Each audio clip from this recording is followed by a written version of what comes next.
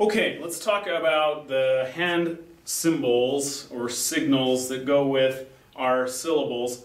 And again, this is a system that was developed by Zoltan Kodály, a Hungarian music educator, and he felt like children shouldn't just be singing. They need to be active. They need to be participating other than just using their voice, even though using our voice is a very important part of music training. But he felt like there needed to be some motion involved to help them ingrain these concepts into their brains.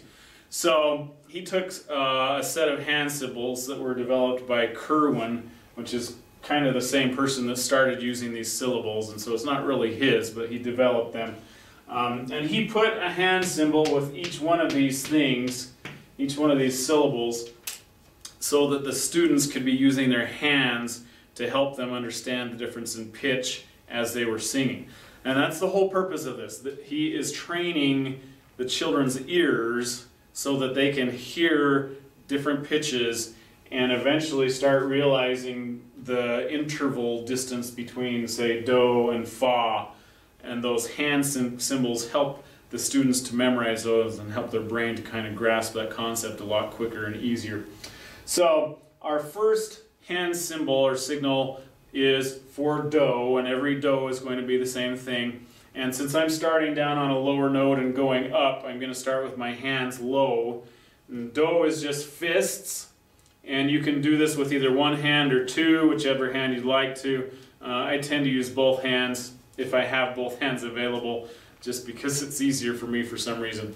So do is fists down here, and then re is pointing up with all of our fingers, and re goes into mi, which is flat palms facing down. Then fa is thumbs down, and you'll see some different versions of this online, but this is the one that's used mostly now, is the thumbs down sign. Doesn't mean it's something wrong with it or anything, but it's pointing in a direction, meaning that fa oftentimes has to go back to mi in the music in order for it to work right. So that's why we're pointing down there. And then sol is palms towards you, thumbs up. And sometimes people do this, but mostly I see the thumbs are down. So here's sol. Then la. I was taught the monster mash with la, so kind of just the palms down and the fingers separated. You'll see lots of different ways of doing this one also.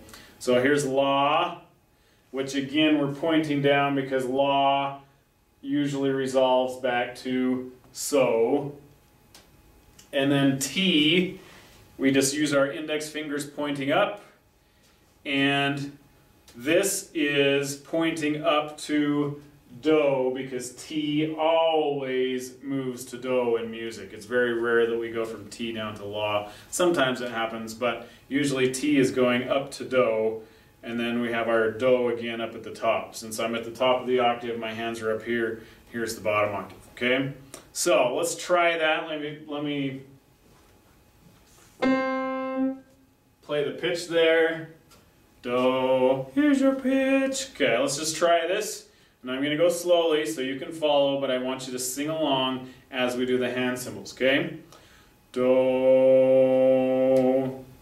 re, mi, fa, sol,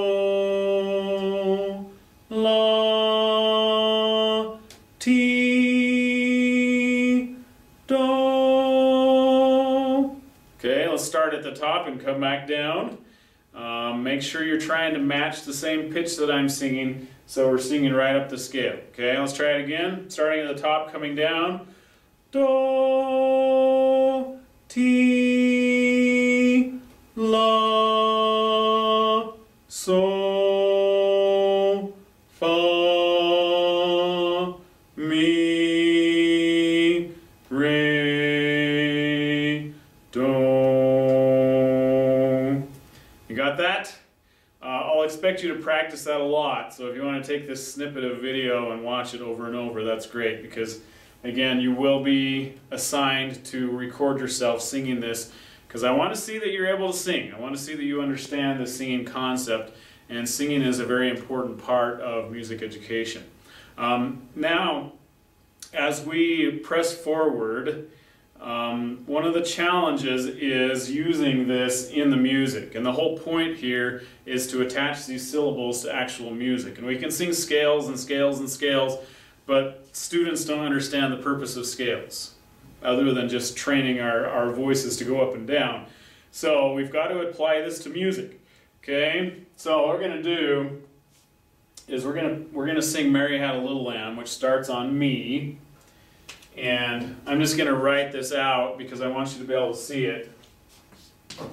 So we have mi, re, do, re, mi, mi, mi, re, re, re, mi, so, so, mi, re, do, re, mi, mi, mi, mi, re, re, mi, re, do. Sorry, hopefully you can see all that. Let me check just to make sure quickly. Good, okay. So, lots of syllables there, but you'll notice this is a very simple folk song, and the reason why we use it a lot is because you'll notice it only uses 3 notes mostly. We do have a couple of sols in there, but there's no fas. It's just mi, re, and do, okay? And there's a reason for that. We have between mi and fa a half step. And there's a lot of music educators, Kodai especially, who didn't like children having to sing half steps because those notes are close together. Let me just play what a half step sounds like. So when we sing scales, it's kind of natural to us, but children have a hard time with that when they're starting to learn how to sing and learning the concepts of pitch. So that's one of the reasons you'll see that a lot of our folk songs don't have a lot of half steps in them, going from mi to fa. So a lot of times fa and ti will just not exist in our folk music. And that's okay, because we can add that later on when music gets a little bit more complex. All right, let's just sing this through once with no hand signals, and then we'll try it with the hand signals. Here we go. Let me play the note. We're going to start on mi, which is E in this case. Okay. Mi, re, do, re, mi, mi, mi, re, re, re, mi, so, so, mi, re, do, re, mi, mi, mi, mi, re, re, mi, re, do. Good, I got all of them in there. Okay, so we can add the words. Mary had a little lamb, and so on. Obviously, you know that song. Let's do it one more time with just the syllables. Here we go. Mi, re, do, re, mi, mi, mi, re, re, re, mi, so, so, mi, re, do, re, mi, mi, mi, mi, re, re, mi, re, do. All right, now I'm going to stand in front of this. Hopefully you have that in your head a little bit. And now I'm going to add the hand symbols to go with it. If you remember, mi is this, okay? Sol is this. So it's kind of a nice even motion going from mi to sol when we move up here. And then mi, re, do. Mi to re is not too bad, it's just this, so that's pretty easy. So it's not too hard of a song with hand symbols. Let's try it, okay? Let me play the pitch one more time. All right, here we go. Starting with mi. Ready? Mi, re, do, re, mi, mi, mi, re, re, re, mi, so, so, mi, re, do, re, mi, mi, mi, mi, re, re, mi, re, do. All right, so you've learned a folk song. Obviously you can put the words to it, that's not hard. But now you've learned a song with syllables, and you've put the symbols, the hand symbols, to the pitches and syllables.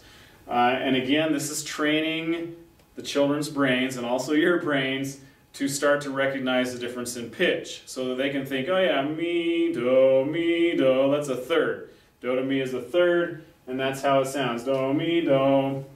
And it's really good to sing a lot of intervals with your students and practice those. Do, mi, do,